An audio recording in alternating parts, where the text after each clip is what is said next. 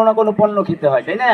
এই টাকা যতই হোক, কিন্তু আমাদের যদি অবশ্যই চেষ্টা করব কৃষি যারা আছে তাদের সাথে যোগাযোগ রেখে আমি বিনার প্রতি কৃতজ্ঞতা প্রকাশ করছি এবং আমার প্রধান অতিথি মহোদয় আছেন সর্ব। আমি একটু এখানে উনি একটু কথা বলতে চাচ্ছি। অনুষ্ঠানের বিশেষ অতিথি মহোদয় মোহাম্মদ আবুল বাশার মিয়া স্যার, অতিরিক্ত উপপরিচালক উদ্যান। কাজ করতাম, আমাদের কৃষক ভাইরা কৃষি কাজ করতো।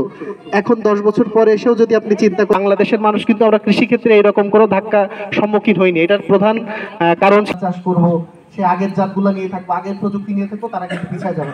তো এই জন্য এর আগে আমি একটা কথা বলতে চাই, সেটা হচ্ছে আমাদের এই যে অফিসটা, আপনাদের মাদারীপুর, ফরিদপুর, শরীয়তপুর, রাজবাড়ী এই 5টা জেলার জন্য একটা অফিস আমাদের একটা ধরনের কাজ করে যাচ্ছে। তো আমাদের এই অফিসটা কিন্তু বীজ দেওয়ারও অফিস না, ঠিক আছে? সম্মানিত সার্বৃন্দ এবং অত্র এলাকার কৃষক দিতে পারি না যে এখানে এতটা অনুষ্ঠান হবে।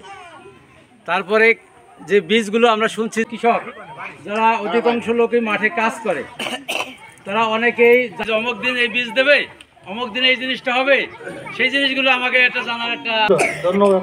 আর ওই যে বীজগুলো আসে, আপনি বসেন, জানি না। তো আমি আসছি 1 বছর যাবত। এর আগে একটা অনুষ্ঠান এখানে হয়েছিল, আমি বলে গেছিলাম এখানে।